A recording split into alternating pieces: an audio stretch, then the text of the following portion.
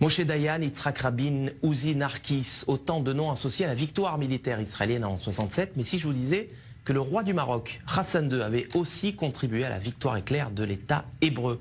Info, Intox, Johanna Binder, bonsoir. Bonsoir. Alors, est-ce que Israël a effectivement gagné cette guerre de 67 grâce à l'aide du Maroc? Eh bien, sans le Maroc, Israël n'aurait peut-être pas gagné la guerre des 6 jours. Alors, tout commence en 1965, on est 2 ans avant que débute la guerre des 6 jours.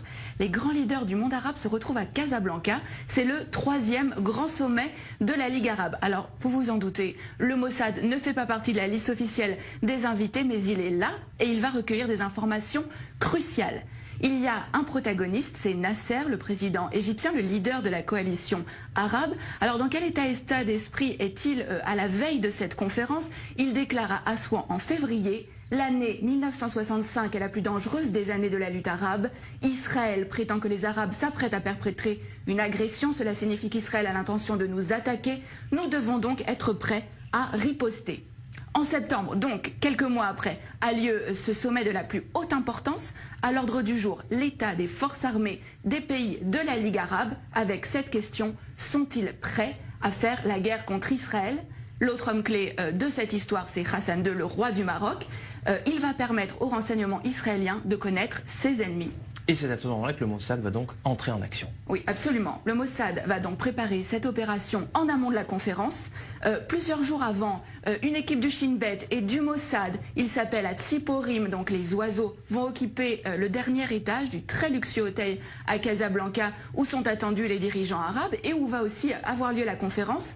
Mais la veille de ce sommet, Hassan II est pris de panique et il somme les agents israéliens de quitter l'hôtel. Mais au terme de cette conférence, il va livrer aux agents israéliens l'enregistrement complet de cette conférence. Hassan II a tout enregistré en secret. Il n'a pas confiance dans les invités de la Ligue arabe. C'est à peine croyable. Mais qu'est-ce que les Israéliens vont bien pouvoir découvrir sur ces cassettes? Alors, les enregistrements vont révéler qu'il est question de créer un commandement arabe unifié pour mener les hostilités contre Israël. Et le point crucial, c'est que les rangs arabes sont profondément divisés. On va pouvoir entendre des échanges extrêmement vifs entre Hussein de Jordanie, mais aussi Nasser. Et alors, ce qui est vraiment important, c'est que les nations arabes vont vraiment révéler leurs faiblesses. Elles ne sont absolument pas préparées pour une guerre contre Israël. Et c'est vraiment sur la base de ces informations-là que Tsahal va lancer les premières opérations de la guerre des 6 jours en 67. Alors voilà un dirigeant arabe sunnite qui est censé être solidaire de ses homologues arabes. Pourquoi Hassan II a-t-il fait ce choix?